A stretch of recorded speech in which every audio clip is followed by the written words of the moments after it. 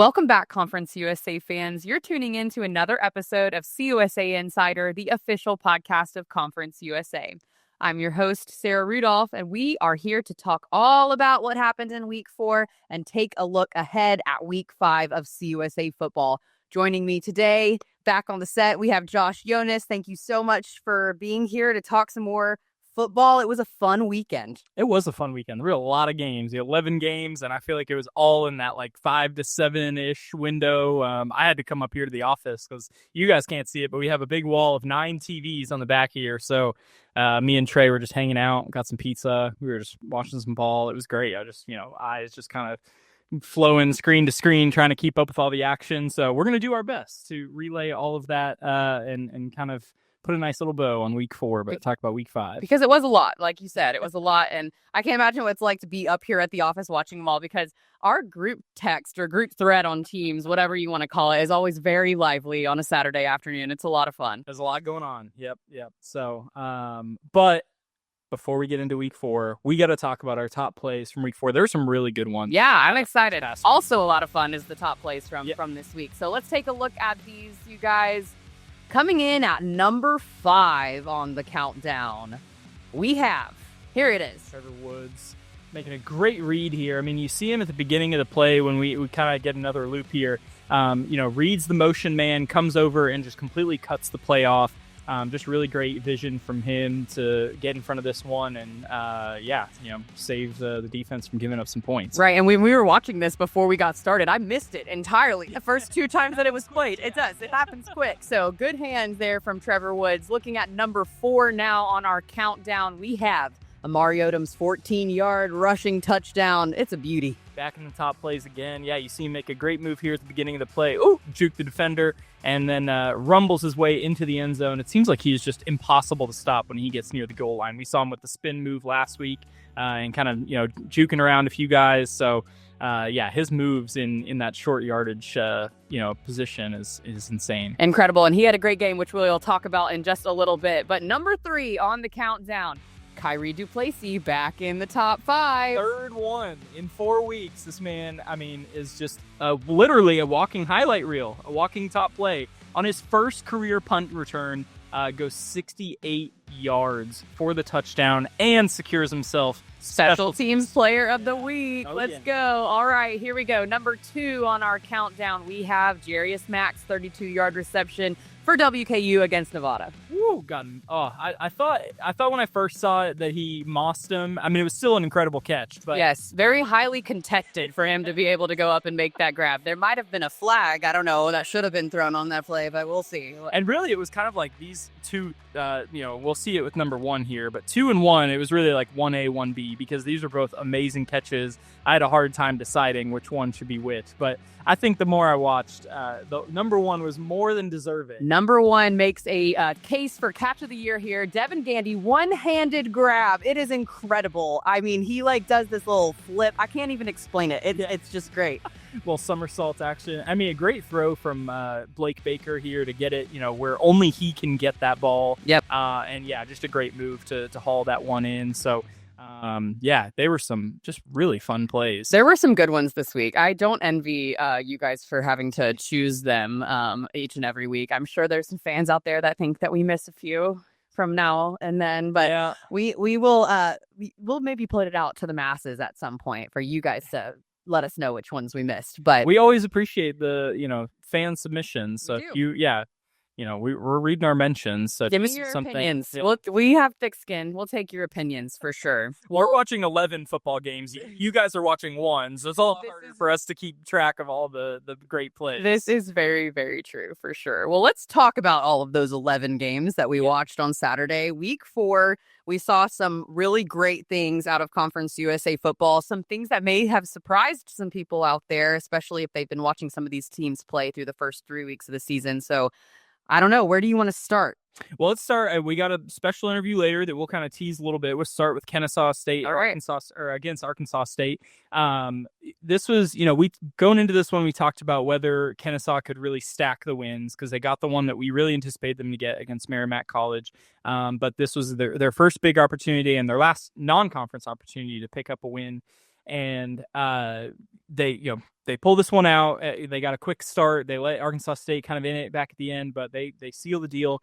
Back-to-back wins for the first time since 2022. So that's got to be special for this program. Obviously, I doubt that any of the guys on this team were around back then. So I don't know, maybe. Yeah, maybe. I don't know. In this era, I just assume that no one's been somewhere more than 2 years. But so really special for them to be riding hot into conference play. They finished 2-2, which was, I kind of felt it was best case scenario for them. They had 2 Power 4 opponents, and then the FCS game and a big G5 opportunity. So really like where they're sitting. But jumped out to a 21-0 lead in the first quarter. They outgained the Red Wolves 225-63. Yep. It's incredible. I looked at the box score for this game before we interviewed Jerry Mack, who is our interview later in the segment. So stick around for that, especially you Owls fans out there. But we talked a lot about that, how they jumped out early, how they kind of trailed off there towards the end. But defense at the end of that game had to make a bunch of huge stops for the Owls in order to get them that victory. And we talked about it during Top Plays. Amari Odom had an incredible game. Record-breaking game for him. It was career high in total yards for a quarterback, career high in receptions also in a game for a quarterback. So he had a great game. And then the guys on both sides of the ball, a lot of them had career high games and tackles and rush yards and receptions. And so it was just a really good showing, I think, all over the board from the Owls. And like you said, going into conference play against a Middle Tennessee team who we've seen some good flashes of and some not so good flashes of over the last couple of weeks. So we'll talk a little bit more about that game here in a minute. But I liked what I saw out of the Owls. And then, he beat his alma mater. It's pretty great. Yeah, that was kind of a cool storyline. And I'm sure, that was in the back of his head a little bit. But very productive day for the Owls. And again, like you said, with the defense, you gave up a touchdown that, got them within 1 score early in the fourth quarter. But then the last 3 possessions for the Red Wolves, 2 3-and-outs, and a turnover on downs. So, again, we talked about it last week with Delaware doing, what they needed to do when they needed it most on defense, even though they kind of let UConn and just keep coming back. We saw that with Kennesaw State, where it was like, hey, all right, they only need 1 score to tie this game up. They really locked them down and helped them seal that win. Yep, so, for sure. Well, you mentioned Delaware, so let's just keep talking about Delaware. Great how I did that, right? Right? Yeah. Thank you for the segue. The Blue Hens went in to Miami and I think surprised a lot of people, myself included. Mm-hmm. Now, don't get me wrong. After seeing their performance against UConn last week, I had high hopes for this team going into Miami, but FIU has been playing really, really well. So I just didn't really know if we were going to get a Delaware victory, whether FIU was going to come and show out and just, be the team we've seen them be the last couple of weeks. But I was really pleasantly surprised by the Blue Hens. No, absolutely. And I think that you saw just dominance in all phases of the game, right? Offensively, they were super efficient. Defensively, I think we saw one of their best performances of the season. And then as we saw, with Kyrie Duplessis on top plays, you get a punt return touchdown. So really in all facets of this game, they were beating FIU. To me, one of the stats that jumped out, they were 11 of 16 on third down. FIU couldn't not get off the field on defense. They allowed Nick Minicucci to just drain some clock, build some drives. They were 6 for 6 on third and short in this game. So that's so important in football. So important. Absolutely.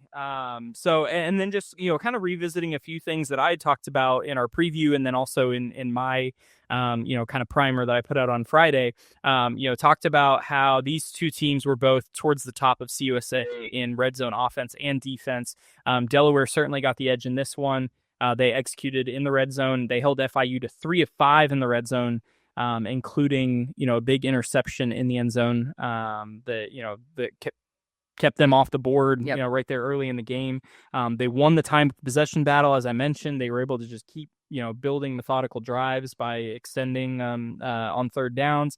And then, I was like, all right, we need more from the defense, right? Because they had given up, 31 points to Colorado, 41 points to UConn.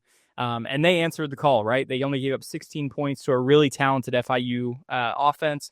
And you forced two turnovers. You had 2 big interceptions that, one ended up turning them into points.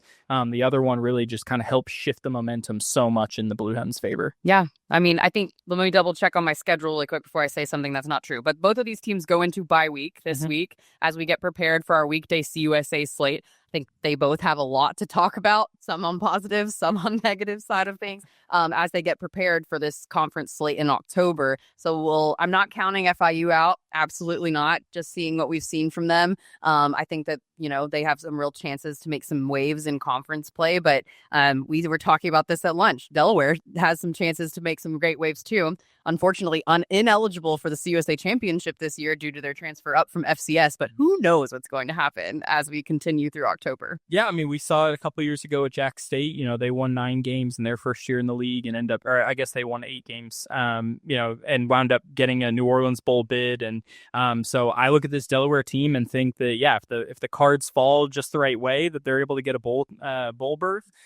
Could surprise a lot of people, depending on what kind of matchup they get there. And, again, not to look too far ahead, but I mean, like you mentioned, coming off of that bye week, Delaware has a huge one in their weekday CUSA opener. They'll be hosting WKU for their first home CUSA game.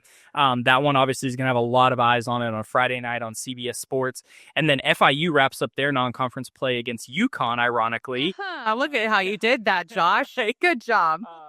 On Saturday, also on CBS, I believe. So both have huge opportunities in that last week there, really before everyone gets into the thick of conference play and in the thick of weekday CUSA play. So, you kind of wonder if, for Delaware, obviously everything is going right for them in these last 2 wins. Can they keep that going through the bye week? Or, I trust that Ryan Carty, the coaching staff, will not have them resting on their laurels by any means. And then for FIU, we talked about it with WKU going into a bye week after a tough loss.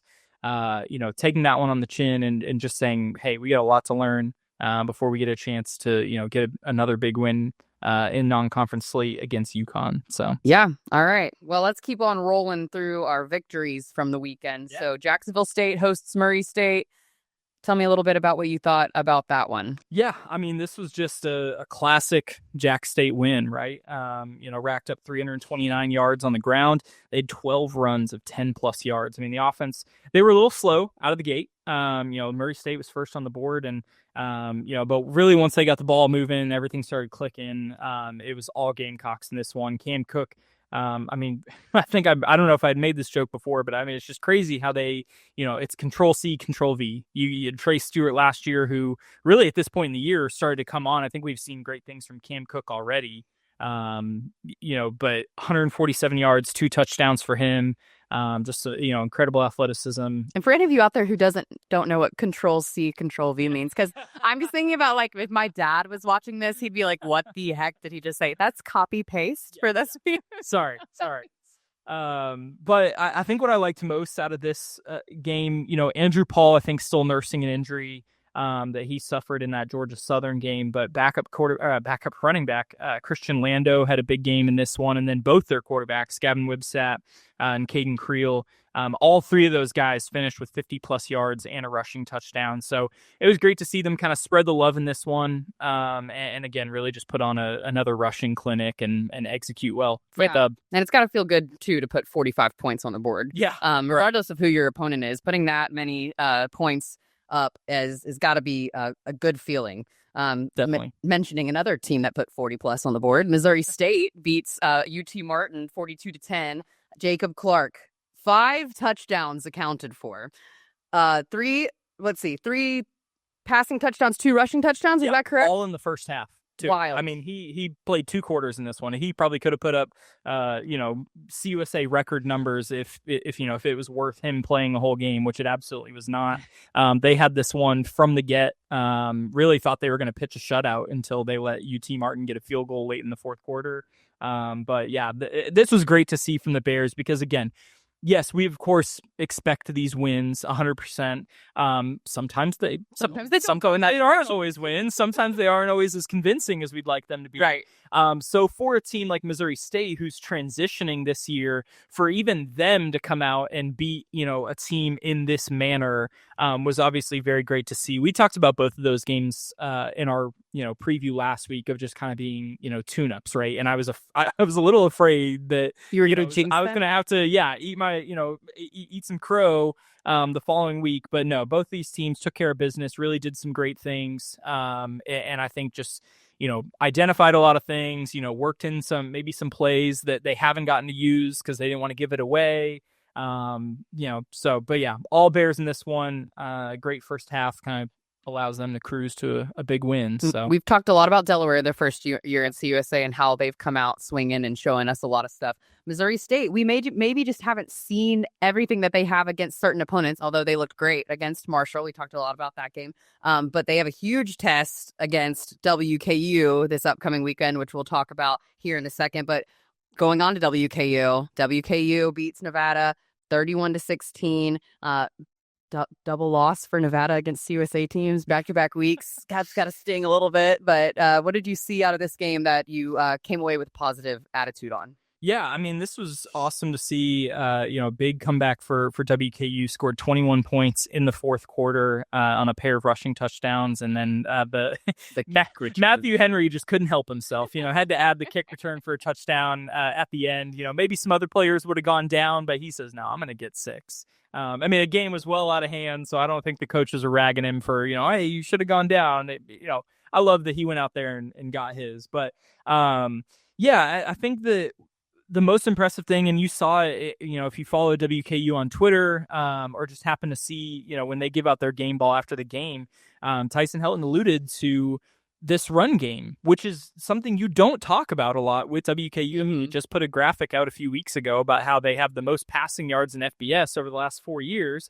And so this just hasn't been a point of emphasis for their offense, but this is what carried them to the win against Nevada. And so to be able to see them work in some complementary, production there on the ground, great game for George Hart, Lavelle Wright, Marvis Parrish, the true freshman, getting in on the action. All three of those guys just really helped them get that part of the game going. And then on the defensive side, I mentioned that this was going to be an opportunity for, the turnover tops to emerge, because that's something that Nevada struggled with early on in the year. WKU gets 3 turnovers there, and so y'all better watch out. I know. Yeah, I think the only thing I'd say is, just off of that one, they get 3 turnovers. They didn't get any points off those turnovers, so I think that, if you're able to capitalize a little bit more on people's mistakes, what's going to win or lose games in conference play. All right, which we mentioned, huge conference matchup against those two that we just talked about. Next week. All right, so another win on the slate for Conference USA this weekend against another Sun Belt opponent. Louisiana Tech takes it to Southern Miss 30-20. I loved watching this game.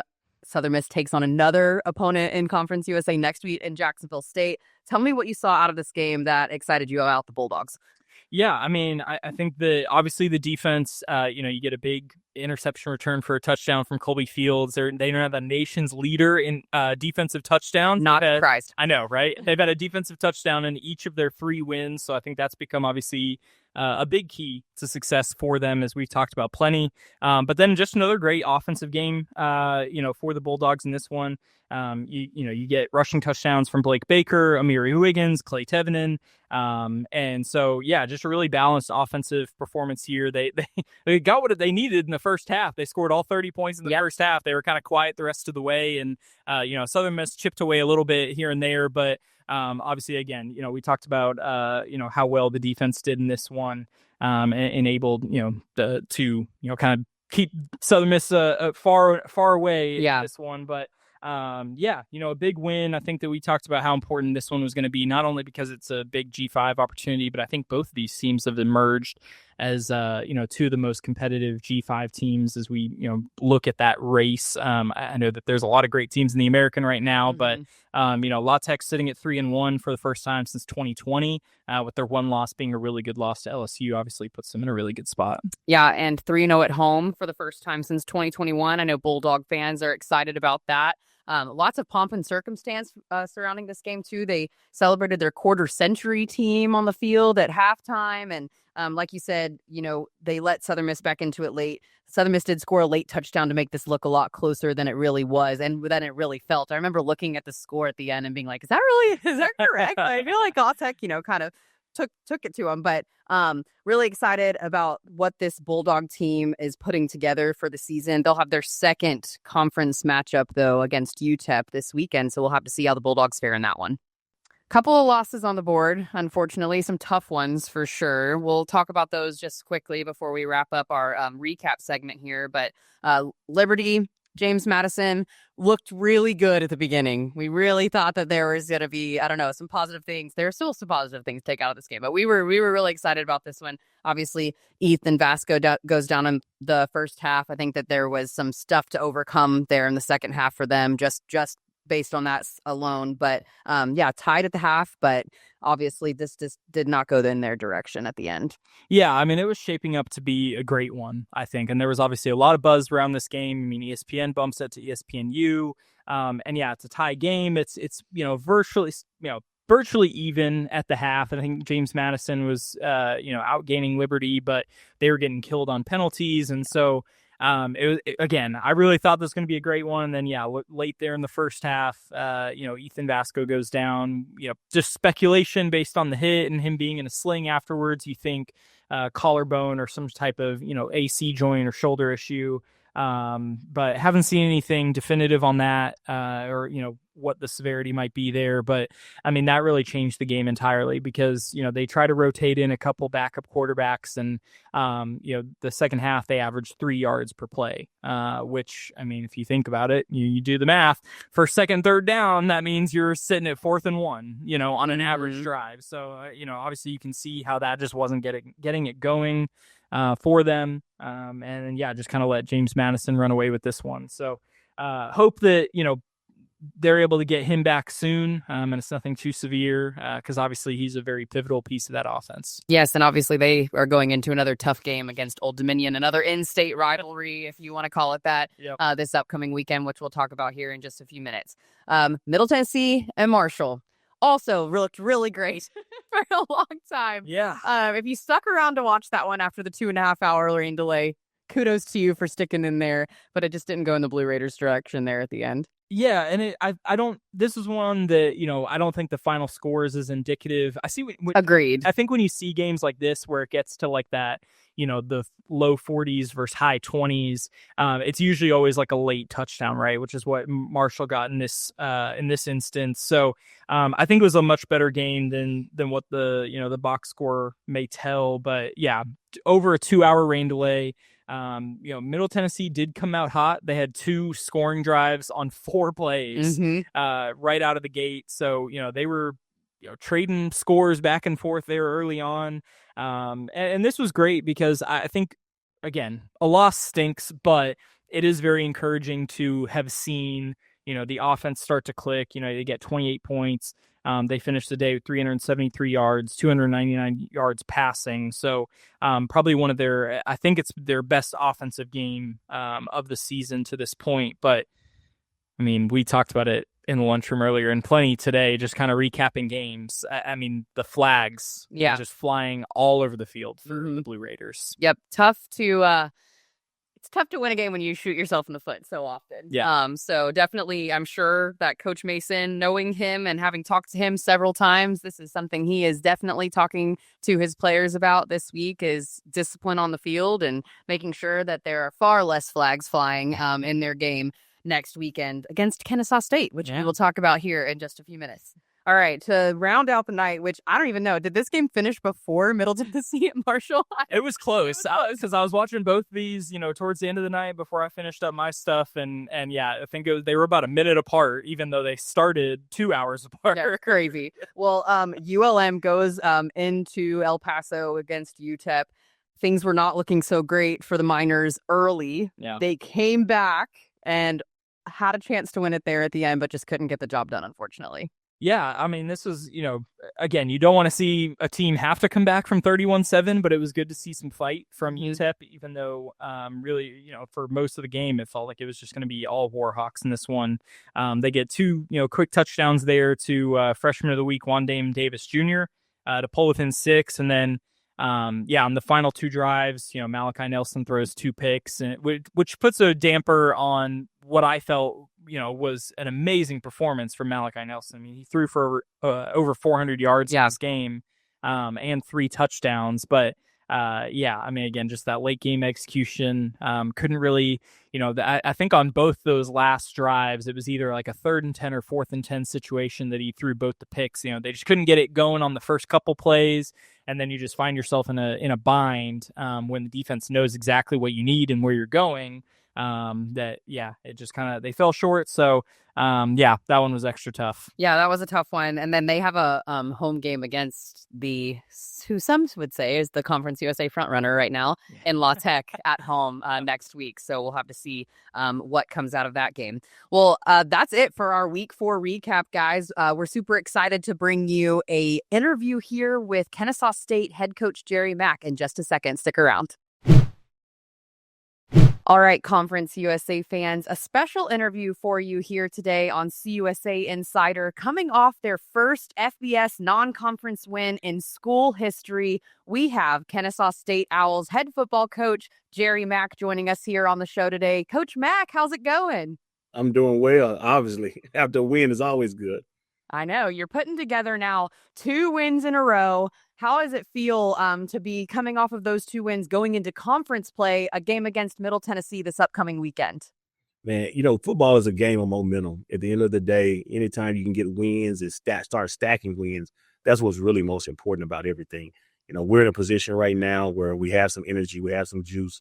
Obviously, guys, support staff, coaches, they all kind of see, man, if we just do what we're supposed to do throughout the course of the week, there's an opportunity there to come out victorious and to celebrate on Saturday nights. So really excited about this opportunity the upcoming week to have the first conference game and, to have that first conference game here at home in Fifth Third Stadium. It's homecoming for us as well. So should good, great energy, great crowd. You talk about the energy and the crowd. I absolutely want to ask you about that. Fifth Third Stadium was rocking this past Saturday, but you guys have 4 home games in a row. I'm not sure anyone else in Conference USA can say that. You've already got 2 wins at home. You've got 2 more conference games coming up at home. As you mentioned, this weekend is homecoming. Tell us a little bit about, 1, what it's like to play there and why the fans should come out and support you guys. But 2, to be able to stack 4 home games on top of each other like that. Yeah, I think first thing is just the atmosphere itself. It's a very family-friendly atmosphere that we have here. When you talk about all the surrounding things that's going on around the stadium, the band is out playing. There's a lot of tailgating going on. The also other thing that you look at is just the things that are going on through the course of the game. I don't get a chance to experience a lot of that stuff. My wife and kids, they kind of tell me some of the things that's going on throughout the game, during the TV timeouts and things like that. But I do think that the energy is really electric at the stadium. It's an intimate atmosphere. The stadium is not too big. It's not too small. It's just the perfect size for the crowds that we're attracting. So really, really excited about that to get our crowd engaged in it. Awesome. Okay.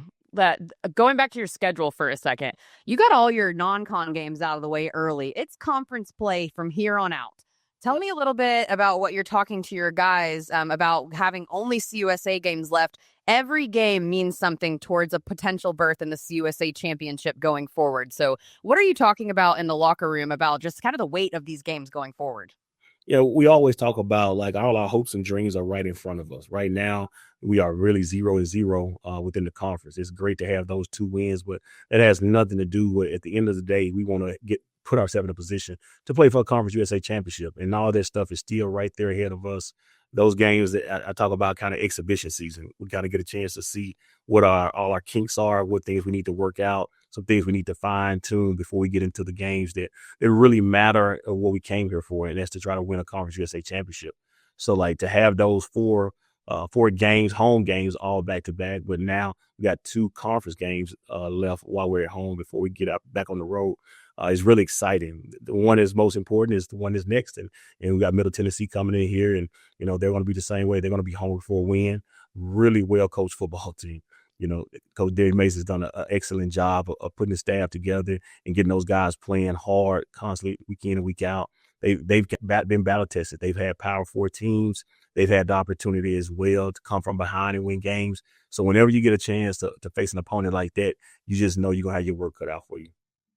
You certainly will, and it'll be a fun one to watch this weekend, definitely. But I'd be remiss if I didn't talk about the win that you're coming off of this past weekend against your alma mater, Arkansas State. So 21 points in the first quarter for the Owls, an incredible show of offensive power there in the first quarter. Obviously, didn't get the offense going quite as much in the second half. Third quarter, you guys grabbed another touchdown. But what was it like just to come out of the gate swinging like that in the first quarter for your team? Well, we talk about trying to get off to a fast start, and I think obviously we did that. The first 3 or 4 possessions were all kind of scores, or we definitely moved the ball consistently down the field. The detail is the things that we talked about going forward. We talked about that all week as far as cleaning up some of the penalties. We had a ton of penalties the previous week. We cleaned up some of those things. Now, the turnover bug kind of caught us as the game kind of progressed. But the resiliency of this team, so even though we turned the ball over and even though they would respond with scores, to go back down and then match a score with a score and then still move the ball, drain the clock some when we had to. All those different things, that we were able to accomplish were really big for our program. It just continues to show that good teams constantly try to get better week to week, and that's what we're trying to do. Absolutely. And you guys had some incredible showings individually on the football field this past weekend. Several program records broken. Amari Odom broke the Kennesaw State record for single game pass completions and single game total offense with 409 yards, 308 passing, 101 rushing. And then as well, Gabe Benyard, program record 4th game with 100 plus receiving yards. And a bunch of other guys had career records on the offensive and defensive side of the ball. Your team is clicking right now. What are you telling your team in the locker room? I know that you're very focused on detail-orientedness right now, but what are you saying to those guys that are just making them come out and fire on all cylinders? Right now, we're telling them don't believe any hype and don't listen to Sarah Rudolph on any social media. Don't listen to all of the media mess. I got it. No, we're just talking about a lot about just the processes and the day-to-day kind of preparation that we need to have to be successful. The win was awesome. The wins have been awesome. But also, too, if you want to get that feeling every Saturday night, there's a level of preparation and there's a price that has to be paid as we go forward and move throughout the week. And, once you start learning, stacking those weeks, stacking those days, those things become naturally habit. And right now, as a young program, we're trying to get those guys to understand the habits that they need to be creating in order to feel that way Saturday.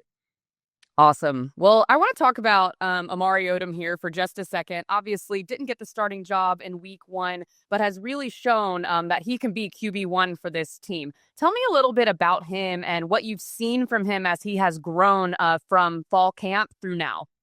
Yeah, known Amari for a very, very long time. Him and his mom and myself, we were head coaches at different sports at North Carolina Central years ago. So got a chance to know the family, know what kind of stock he comes from, what he brings to the table. The biggest growth that I've seen from him since he arrived on campus is really just his leadership. You take a look at when he came in the spring and the leadership that he possessed. We had a conversation right there at the exit meeting before the summertime hit. It needed to be better. It has to get better in order for us to be a version of the team that we want to be. And he took hold of that, and he came back in the summer, and he continued to do that in fall camp. He waited for his opportunity, probably the second game of the season we played in Indiana. And so far, he's been very intentional about all the small details and all the small things we talked about trying to get better. He's been extremely intentional about trying to make sure he does those things. And then tell me a little bit about the guys who stayed with the program through a head coaching change, guys who have been there for a while, like Theron Hobson, like Gabe Benyard, who are just really program leaders. Tell me about what it's like to have those guys stay with the program and continue to be in leadership roles with the Owls going into 2025. Yeah, extremely blessed for those young men to keep those guys on our team. And they had opportunities to go different places. They believed in the vision. They believed in the systems that we were going to put in place that we felt like would allow them to have some career type figures. And you can see so far so good. those guys have been in a different position, not just leadership, but even schematically what we do, offense, defense, it has allowed them to really showcase their ability and excel. Well, I know it's incredible to be able to keep those guys with the program there, and it helps the fan base, too, to have some familiar faces out there to be cheering for each and every Saturday. Well, we talked a little bit about it, but I want to ask you a couple of specific questions, not giving away too much. But as you sit here and you're preparing for a Middle Tennessee team going into conference play, what are the key things that you're either looking for from practice this week or you're telling your team going into this weekend? I'm looking for the same preparation that we've showcased the last few weeks. I've been very pleased with just the time been spent in the building. I've been very pleased with the time our coaching staff has poured into these guys from a standpoint of trying to find out all the details that go on with them building a game plan. These guys, their football IQ has to continue to grow. And that's one thing as you go through the different games throughout the season, like that's the biggest part of it. You have to get better. You have to understand situational football. You have to understand, when you're supposed to and not supposed to do certain things. And more than anything, that's what we got to keep preaching to our team in order to continue to get better. It's the football IQ part of this game has to continue to get better. And I know it's always next game up, but I am going to ask you a question because weekday CUSA games are going to get started here soon. We're transitioning from playing on Fridays and Saturdays to playing on Tuesdays and Wednesdays. What does that look like for you guys from a coaching staff and player personnel perspective to get prepared, not just to change days that you're playing games on, but also you guys are playing games on national television every single game in October. So tell me a little bit about maybe the buzz going around there in the locker room or just in the facility. Well, I think the person that is got the most difficult schedule is probably our director of operations. Just kind of balancing, when we're supposed to do this and when we're supposed to do that, because now the whole routine, a Sunday is really a Thursday or whatever the day is. So like she's got her hands full. But for the most part, the biggest thing for us is just to get the guys on a consistent rhythm of a schedule. We're going over October schedule actually this week, just kind of talk about like, what does this look like? Because now not only do you have to balance just playing football games, you also have to balance recruiting as well. So like, bringing guys in on official visits, trying to balance what going out on the road recruiting looks like, trying to balance the game planning piece to it. Because as the season goes on, especially in October now for us, it's going to look a little bit different than just a normal 7-day work week. So, we're going to have to wake up every day and truly look at the calendar because it's not like Groundhog's Day anymore. Every day is not the same once you get in the month of October. Every day presents, I talk about it being like a soap opera. Every day presents a new episode. So you got to be ready for it. Oh, man, a weekday CUSA soap opera. Dane, we should have been thinking about this. That sounds great. We might have to pitch this to a network here soon. You've given us the idea, Coach Mack. Maybe there'll be some, something coming your way if that ends up coming to fruition. But that's all I have for you today. Go ahead, get prepared for Middle Tennessee to come in this weekend. We appreciate you taking the time out of your busy schedule to sit here with us on CUSA Insider. Good luck to you and the Kennesaw State Owls the rest of the way. No problem. Thank you so much, Sarah. Huge thank you to head football coach there at Kennesaw State, Jerry Mack, for joining us here on the program, taking some time out of his busy schedule as he prepares to take on Middle Tennessee in his first conference matchup of the season this weekend. Well, why don't we just lead right on into our Week 5 previews then? That was one is obviously a good one on the schedule. Some other conference matchups on the schedule this week, but do you want to go in chronological order for this weekend? Okay, let's do it. Perfect. So coming up first, on Saturday, 2:30 p.m. Central Time on the Mountain West Network, we have the Rio Grande rivalry or the Battle of I-25, whatever you want to call it. New Mexico State at New Mexico. Tell me a little bit about what you're thinking about this one, because honestly, I have no idea. Yeah, you and me both. I was honestly a little surprised to see that they came out as 12.5-point underdogs in this one. I know that New Mexico, largely has dominated this rivalry. They had a big win against UCLA a couple weeks ago, but kind of thought that, this is a much improved New Mexico State team. It is in New Mexico, but, even last year, this one was a great game. It was a 50-40 shootout. And again, I think that New Mexico State has largely improved from that one. And there were a lot of guys on that team that had to, take that one. And, that was obviously a tough loss for them because of the rivalry. But I think there's some great opportunities here for, coming out of the bye week for New Mexico State to make a statement with this win. Another, great opportunity against another G5 league.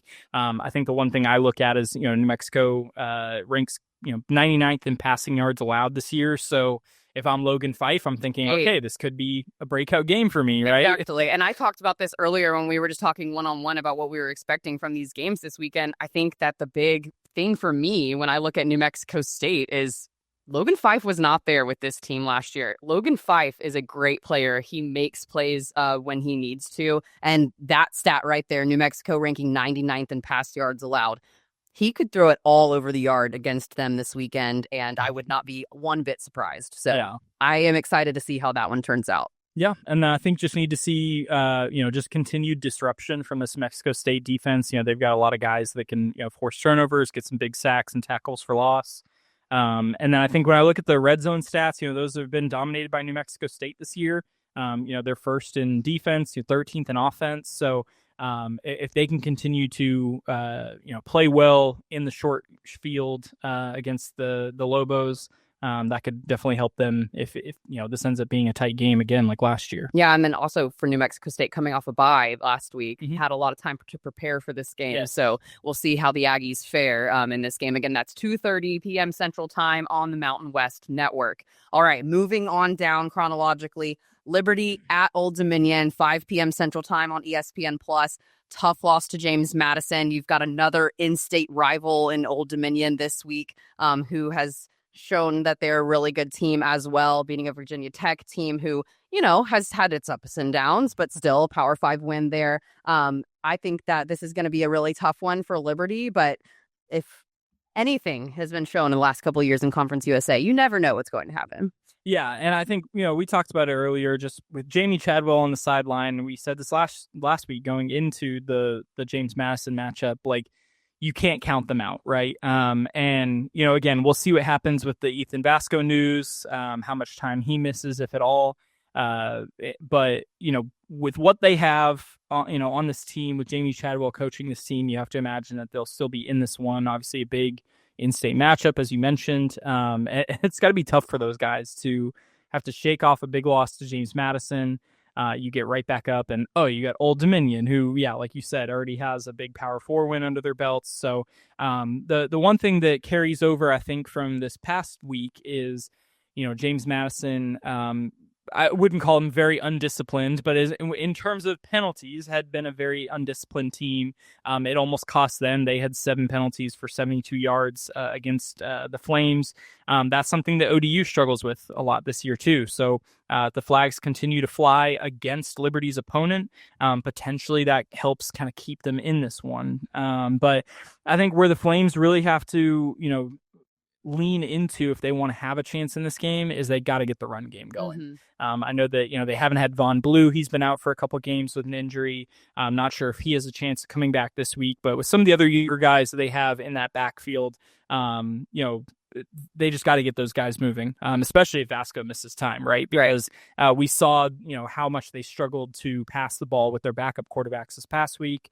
And, I look at ODU, 124th in rushing defense. I mean, they've gotten gashed by opponents' run games. So if Liberty can channel that, maybe that gets them, in the win column. And I'm sure that Coach Chadwell is looking at these exact same stats and preaching that exact same message in the locker room this weekend. So we'll have to see how that one goes. Another 5 p.m. game. We've got 5 p.m. Central Time on ESPN+. Kennesaw State's very first conference game of the season. Middle Tennessee at Kennesaw State. Kennesaw State, we talked about this with Coach Mack. 4 home games in a row. This is their third of 4. They've got this one, and then they've got a home game against Louisiana Tech for their weekday games. That's an awesome slate for them. Yeah. I don't even know if any other Conference USA teams can say that they have 4 home games in a row. I think UTEP has they're on a 3-game homestand right now, and I believe that was the only other one that was about that long or longer. But yeah, you look at the game they just came off of. Great stuff out of the Owls for this past game against Arkansas State, looking to like you said, and like Coach Mack said in his interview, stack the wins. Mhm. So what can they do against Middle Tennessee to get that done? Yeah, I think the one thing that really jumps out to me is this one's going to be a battle in the trenches on both sides, because both these teams are tied for 31st in the country in tackles for loss per game. Both teams also rank in the bottom 30 in tackles for loss allowed. So it's going to be whoever gets the most push, right, on the other's offensive line. And again, because if you start 1st and 10, you get stuffed to 2nd and 12, 2nd and 15. And you are forcing that other team to really kind of pull some stuff out of the bag to get out of some of those jams.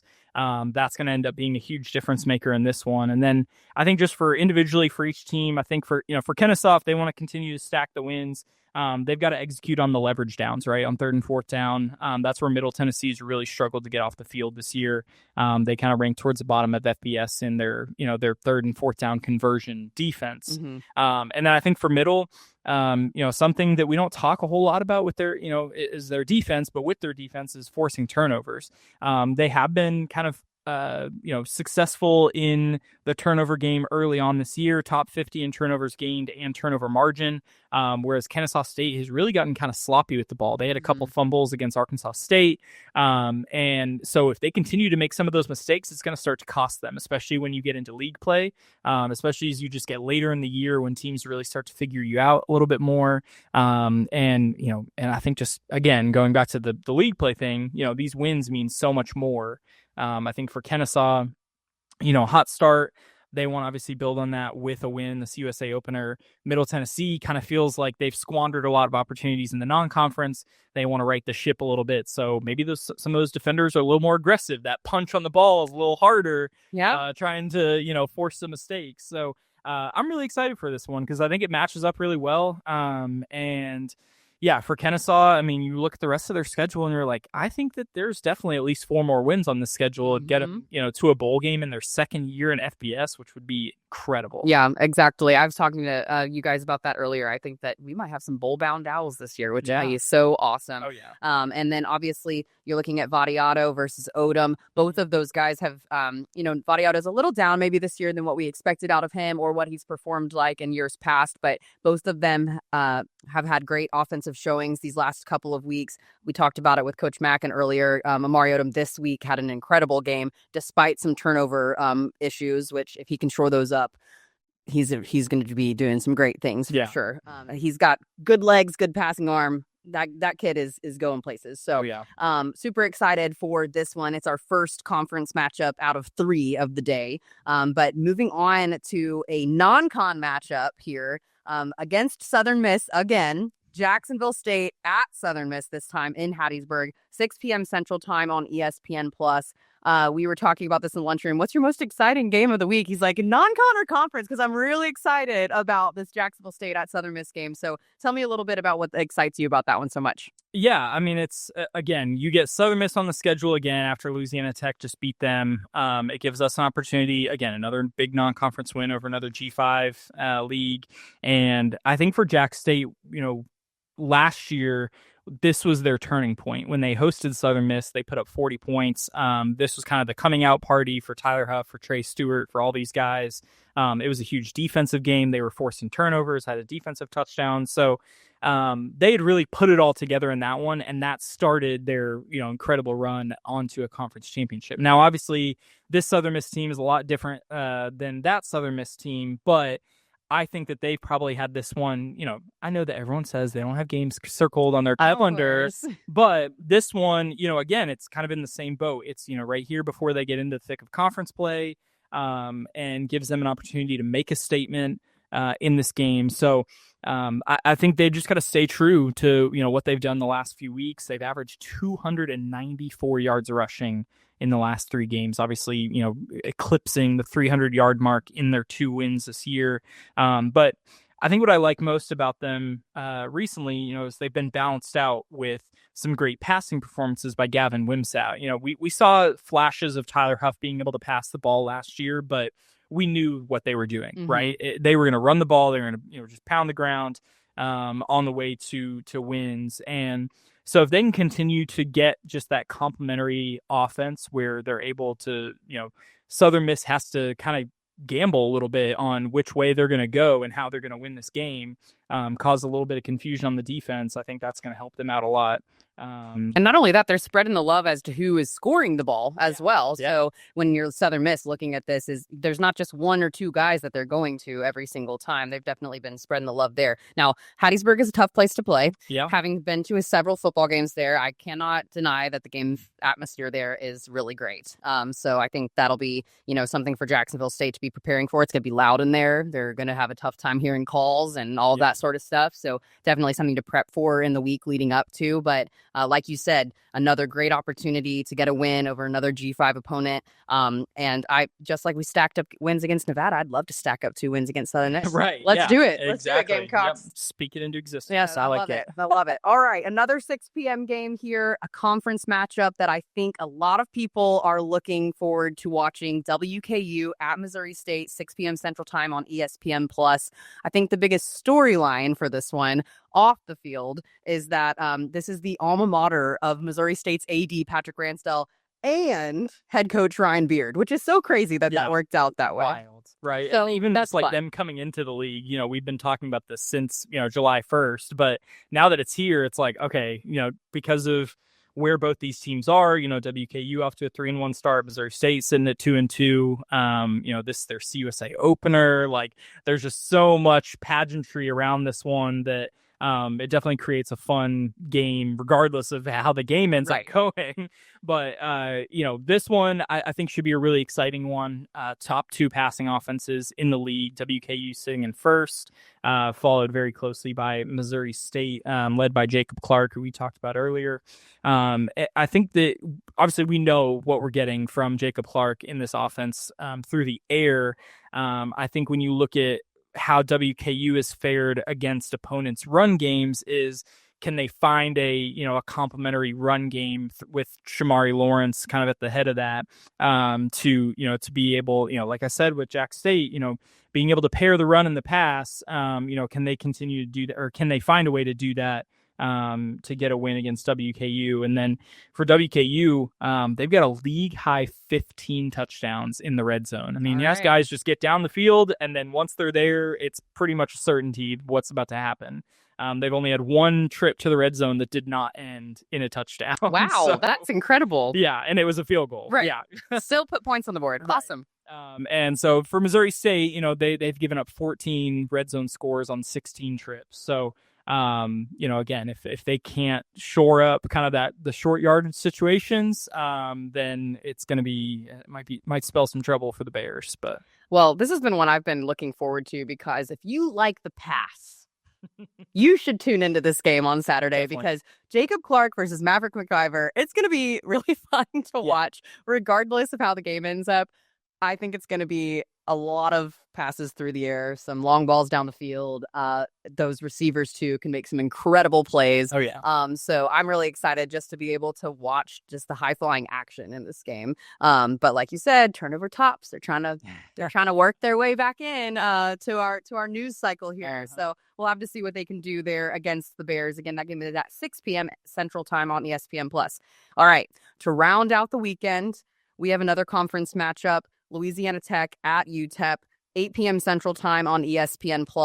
UTEP gets another one at home against who many would say is the top contender right now in CUSA and the Bulldogs. So let's talk about this game. But, I mean, UTEP's defense, I think that a lot of people have been really high on them, but Louisiana Tech on the defensive side of the ball getting all the news here lately. So let's just talk a little bit about this game. Yeah, and I think this was definitely a candidate for, a game that I was the most excited for, just because of, what we've talked about with Louisiana Tech's defense, and then against a UTEP offense that, has kind of found a resurgence with Malachi Nelson under center for them. But yeah, I mean, we got to talk about the fact that, La Tech's defense, top 10 nationally in defensive touchdowns, interceptions, and turnovers gained.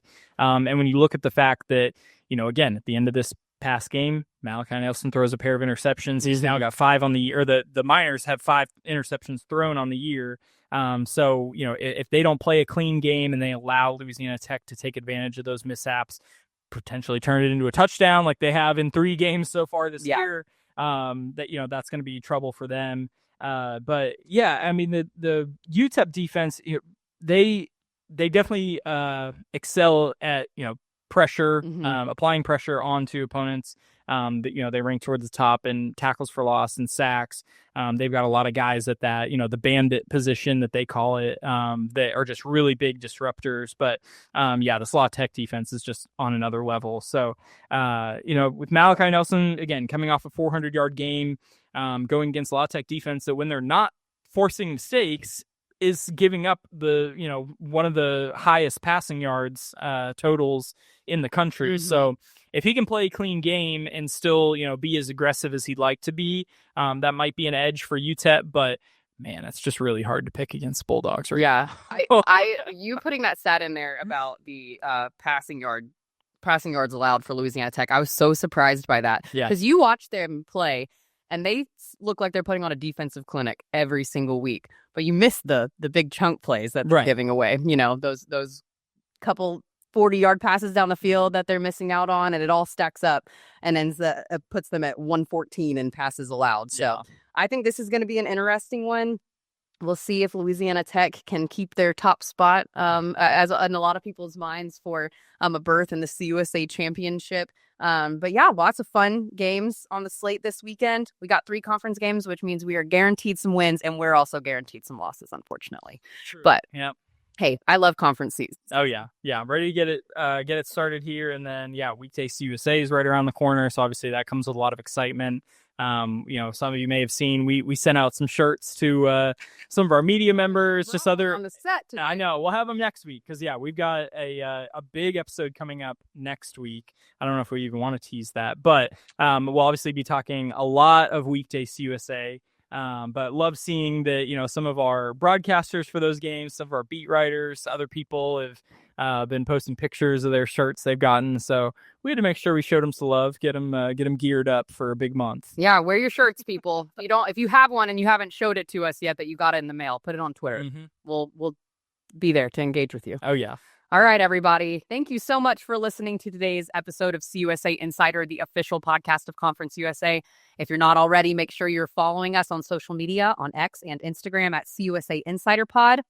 If you've found the show in video form, thank you for watching us on YouTube.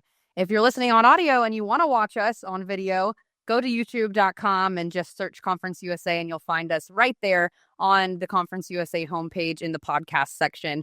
And then as always, if you have any questions, comments, or concerns, you can email us at cusainsider@conferenceusa.com. All right, everyone, have a great week. Thank you for listening to CUSA Insider, the official podcast of Conference USA. I'm Sarah Rudolph, signing off.